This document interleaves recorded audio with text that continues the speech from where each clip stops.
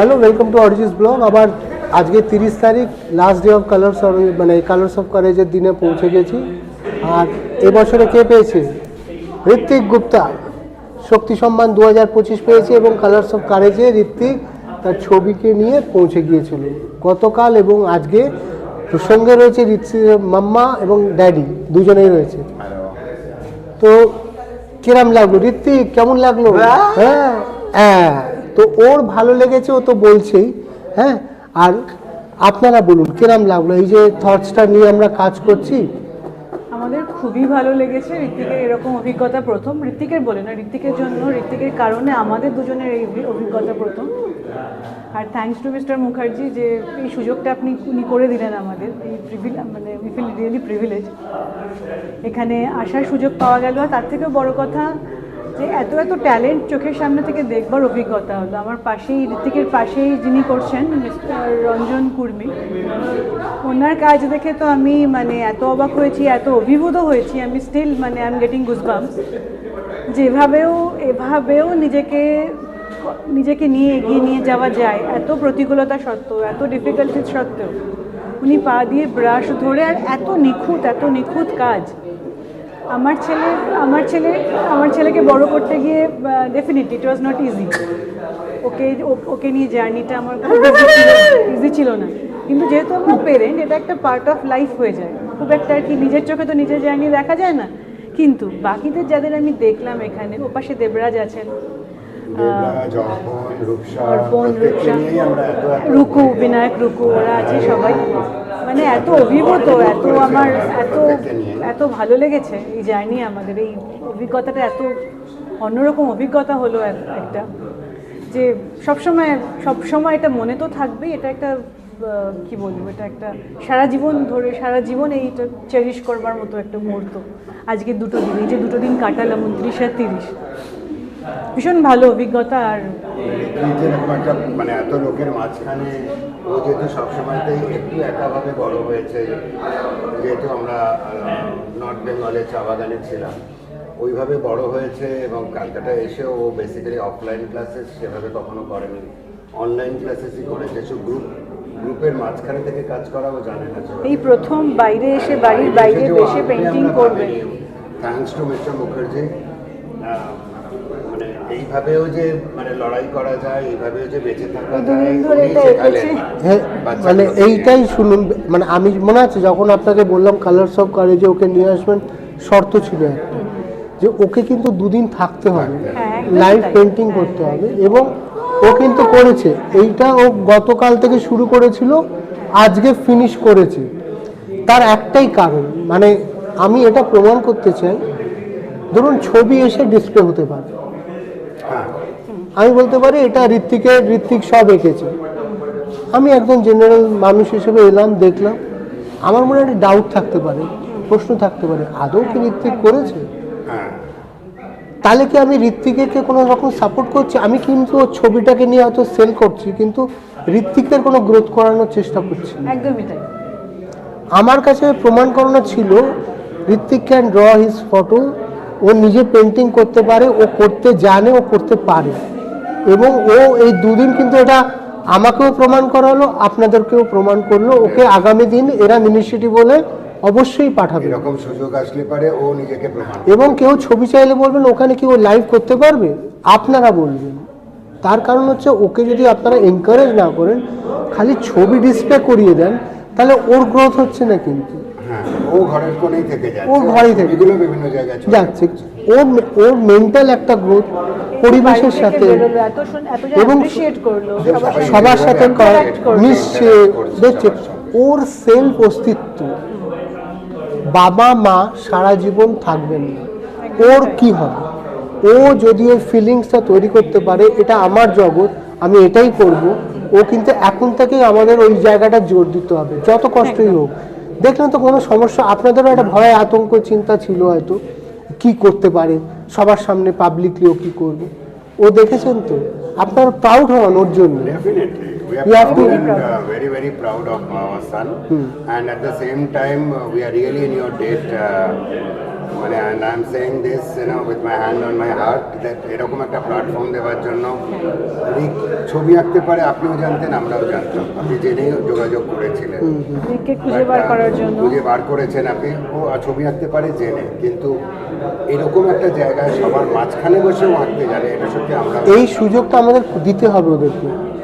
Definitely আমরা যদি ওদের প্রতি 100% ফেথটা রাখি, ওরাও কিন্তু তার রেসপেক্টটা দেবে। আমরা যদি ওদেরকে একটা ক্রাইসিস ভেবে ভাবি যে বাবা ও একটা প্রোডাক্ট, ওকে কি করে নিয়ে যাবো, প্রোডাক্ট ভাবলে আমাদের সাকসেস স্টোরি হবে না। ও সবার সাথে মিশবে, সবার সাথে কমিউনিকেট করবে ওর মতন করে, ওপেন টু অল। ও প্রমাণ করে দিয়েছে, ও আগামী দিন কিন্তু আপনাদের চাপ বাড়িয়ে দিয়েছে। আপনাদের কোনো এ ধরনের ইনিশিয়েটিভ হলে আপনারা বলবেন ঋত্বিক কিন্তু লাইভ ছবি করবে, প্রমাণ করে দিয়েছে। ও নিজে এঁকেছে, ওটা তো এটা সবাই, আমি দেখেছি, আপনি দেখেছেন, সবাই দেখেছি যারা এখানে ছিল। তাহলে he is capable two everything, খালি ওর প্রতি আমাদের ফেথটা আনতে হবে।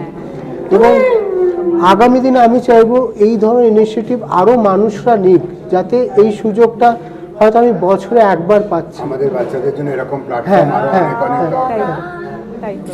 আমাদের বাচ্চারা তারা নিজেদের despite their all their hurdles in their life, ওরা নিজেরা নিজেদের মতন করে একটা নিজস্ব লড়াই দিচ্ছে। সেই লড়াইতে যদি আরো অনেক মানুষ সাথী হয় তাহলে পরে সত্যি খুব উপকার হবে। এবং ও ঋত্বিক কিন্তু এই দুটো দিন খুব মিস করবে কাল থেকে। আই নো ও একটা সবসময় যা লোকজন একটা অন্য পরিবেশ দেখেছে, কালার কিছু হচ্ছে, লোকে ও ফিল করছে যে কিছু ঘটছে ওকে নিয়ে। ও কিন্তু কালকে একটু ব্ল্যাঙ্ক লাগবে ওর, যে এটা হচ্ছে না কেন। কেন আমরা কিন্তু দেখুন, আমার ওই আজকে যে শ্যুট করছি, যখন শ্যুট করি না কাল থেকে মনে হয় কি করছি না। মানে অ্যাক্টিভ থাকাটা আমাদের জীবনে খুব ইম্পর্টেন্ট, ভীষণ ইম্পর্টেন্ট সবার জন্য। এবং মানে আগামী দিনে ওকে নিয়ে আপনাদের কি থটস, মানে কি ভাবছেন, ওকে কিভাবে আরো এগিয়ে দেওয়ার সুযোগগুলো? ও তো এবার 12th বোর্ড এক্সাম দিল NIUSA থ্রু দিয়ে, I think February নাগাদ রেজাল্ট বেরোবে। If there is any opportunity for him to do graduation with arts, fine arts, definitely আমরা সেটাতে ট্রাই করব। আমি জানি না সেরকম কোনো ইনস্টিটিউট আছে কিনা, আমরা অলরেডি খোঁজ খবর করা শুরু করেছি।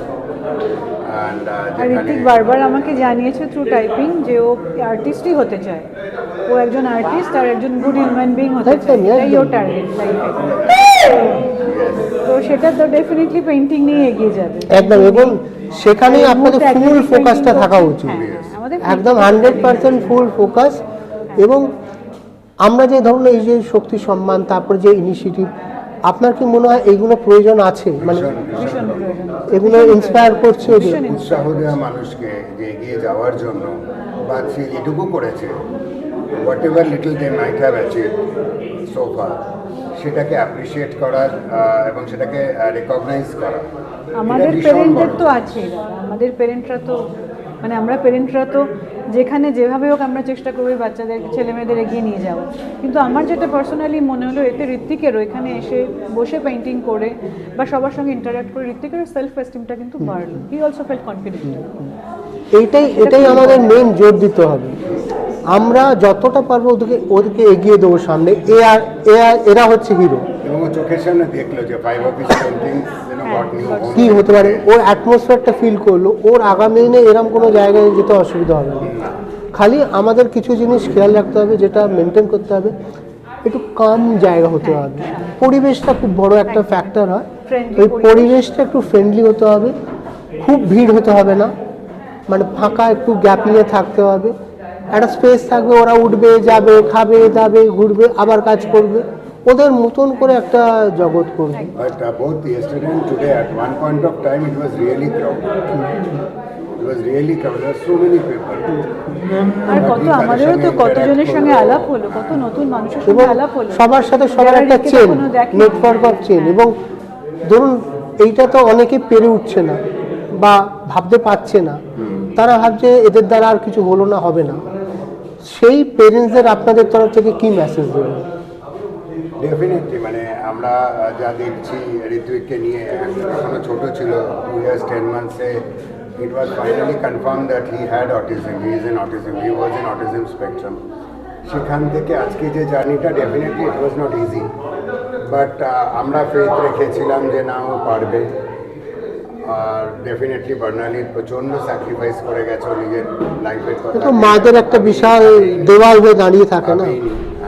অ্যান্ড আমরা অনেকেরা ভেবেছিল যে না হয়তো ভুল ডিসিশন, ক্যালকাটা যখন বাড়ি আছে তখন ওখানে চলে আসছে না, বা এখানে ডেফিনেটলি ভালো ইনস্টিটিউট, ভালো টিচার্স, ভালো গাইড পাবে।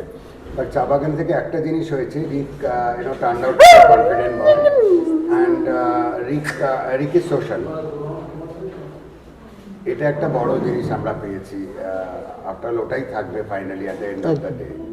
তো অ্যান্ড আমরা এটাই মনে করি যে এরকম আরও সবাই এগিয়ে আসুন, আমাদের বাচ্চাদের নিয়ে ভাবুন এবং তাদের এগিয়ে যাওয়ার জন্য আরও অনুপ্রেরণা দিন।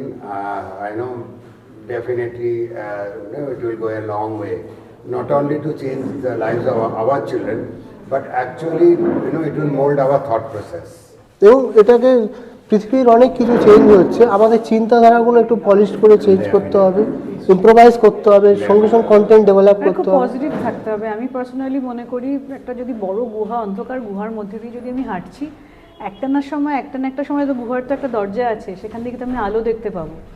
আমাকে ওই আলোটার দিকে এগিয়ে যেতে হবে, আমাকে আলোর রাস্তাটা কোন দিক দিয়ে আলোটা আসছে সেটা আমাকে খুঁজে বার করতে হবে। এবং আপনাদের কিন্তু রিকের জন্য কিন্তু আপনারা স্টেজে উঠেছেন, একদম একদম রিকের জন্য তো সেদিনকে আপনি বলেওছেন ওটা যে নট অনলি দ্যাট, মানে আমরা লেখাপড়ায় পুরো ফ্যামিলি থেকে ভাবতে পারিনি সত্ত্বেও ও আমরা প্রথম কখনো স্টেট স্টেট অ্যাওয়ার্ড পাইনি, আমরা কখনো স্বপ্ন পেয়েছে আমাদের গোটা ফ্যামিলিতে, মানে গোটা ফ্যামিলিতে কেউ স্টেট অ্যাওয়ার্ড পেয়েছে। ফার্স্ট স্টেট অ্যাওয়ার্ড উইনার হচ্ছে ঋত্বিক। তার মানে ঋত্বিক মানে প্রত্যেকটা পেরেন্টসেরও যেমনি ঋত্বিক অনেক দিক থেকে ট্রেন্ড সেট একদম, এবং শক্তি সম্মান পাওয়া, এরকম একটা লাইভ এক্সিবিশনে পারফর্ম, মানে এরাও বাবা মাকে প্রাউড করতে পারে। বাবা মা কেউ করেনি কখনো কিছু, ওর বাবা মা কেউ কিছু করেনি, ফলে ঋত্বিকের জন্য ঋত্বিকের ফুল ফ্যামিলি খুব প্রাউড। এবং মাদের কি যারা সেম ক্রাইটেরিয়া ভুগছেন, সেই মাদেরকে কি মেসেজ দেবেন আপনি? সেই মাদেরকে আমি এটাই বলবো যে প্রথম দিকে খুব কষ্ট হবে, খুব দুঃখ হবে, খুব কান্না পাবে, যত কান্না পাক, যত দুঃখ পাক, একদম দাঁত চেপে এগিয়ে যেতে হবে। হ্যাঁ, আমার বাচ্চা যে সবাই আঁকতে পারবে তা নয়, সবাই গান গাইতে পারবে তা নয়, সবাই কথা বলতে পারবে তাও নয়, কিন্তু তার মধ্যে ও যেটা পারবে আমাকে একটু কষ্ট করে খুঁজে বার করতে হবে। ধরে নিলাম আমার বাচ্চা কথা বলে না, এক্সপ্রেস করে না, যেটা আমার ছেলের ক্ষেত্রে হয়েছিল। ও যে পেন্টিং করতে পারবে সেটা খুঁজতে খুঁজতে আমার 14 বছর, মানে ও ততদিনে 14 বছরে পৌঁছে গেছিলো, যখন আমি খুঁজে বার করতে পেরেছি। তাও ও হয়তো তখন মানে ইউটিউব দেখতো বলে আমি জানতে পারলাম যে ওর পেন্টিংটা খুব ভালো লাগে। প্রচণ্ড কোভিডের সময় ইউটিউব দেখতে শুরু করলো। এবার অন্য পেরেন্টদের ক্ষেত্রে হয়তো সেটা নাও হতে পারে, হয়তো ঘটনাটা অন্যরকম, কিন্তু তার বাচ্চা হয়তো অন্য কিছু করছে। এবার পেরেন্টের কাজই ওটাই রইলো, মায়েদের কাজই ওটা রইলো, ওটা খুঁজে বার করো, ওটা একটু ওয়াচ করো, অবজার্ভ করো, ওর ভালো কী লাগছে, ওর স্ট্রেংথ কিসে। সে হয়তো অন্য কাজ আর হয়তো মানে ভীষণ ভালো সবজি টবজি কাটছে, হয়তো ওর কুকিংয়ের দিকে ন্যাক আছে তার মানে, বা হয়তো সে সেটা কোনোটাই করছে না, খুব সুন্দর নিজেকে ক্যারি করছে, খুব কনফিডেন্টলি নিজেকে ক্যারি করছে, হয়তো ছবিও আঁকছে না, গানও গাইছে না, ডান্সও করছে না, কিছু করছে না, কিন্তু খুব সুন্দর নিজেকে ক্যারি করছে, নিজেকে ম্যানেজ করে নিয়ে যাচ্ছে। ওটাই কিন্তু খুব বড় কথা। ফাইনালি আমরা দেখতে চাই কি, মানে আমাদের সন্তান হ্যাপি আছে, কনফিডেন্ট আছে, আমার তো টার্গেট ওটাই ছিল। আর কিছু না পারুক, যেন একটা হ্যাপি চাইল্ডহুড ওকে দিতে পারি। ও তো খুব প্রেশাস, ঠিক আছে, ওর অটিজম আছে, কিন্তু আমাদের দুজনের কাছে তো খুব দামি, খুব প্রেশাস। তো একটা হ্যাপি ছেলে তৈরি হোক, একটা হ্যাপি কনফিডেন্ট বাচ্চা তৈরি হোক, আমার টার্গেট ওটাই ছিল। তখন আমি জানতাম না সত্যি ও আঁকতে পারবে বা এরকম একটা জায়গায় ঠিক পৌঁছাবে। ও শক্তি সম্মান যখন পেলো, আমরা মানে যখন ও পেলো, আমি পরে বাইরে বেরিয়ে এসে even there were tears in my eyes, and then one gentleman came and gave me a hug. He possibly realized, because আমার ছেলে স্টেজে উঠে এরকম একটা প্রেস্টিজিয়াস অ্যাওয়ার্ড পাচ্ছে, আওয়াজের থ্রুতে কথা বললো, আওয়াজের থ্রুতে কমিউনিকেট করেছিল, নিজের সম্পর্কে বলেছিল। হ্যাঁ, বলেছিল নিজের সম্পর্কে। আর আজকাল এখন তো অনেক স্টেট অ্যাওয়ার্ড পেলো, it made us even more proud. Plus ঋত্বিকদের যখন ডায়াবেটিস হয়েছিল, সবার মাঝখানে দাঁড়িয়ে আমরা এটা হচ্ছে দাদা একটা থট প্রসেস, বিশ্বাস। এই বিশ্বাসের জার্নিতেই আমরা আগামী দিনে অনেক কিছু করব, এবং আমি কিন্তু আপনাদের জীবনে জানানোর জন্য ঢুকে গেছি। অদ্ভুত অদ্ভুত জিনিস নিয়ে আসবো, সেখানে আপনাদেরকেও ঢুকতে হবে, ওই কাজগুলো করতে হবে, ওকে ইনভলভ করতে হবে। Ritwik, thank you, thank you, thank you ব্লগটা দেখার জন্য, পাশে থাকার জন্য। আবার দেখা হবে নেক্সট ব্লগে আরেকজন পার্টিসিপেন্টসের সাথে, যে কালার্স অফ কারেজে এই বছর পার্টিসিপেট করেছে। ভালো থাকবেন সবাই। Thank you.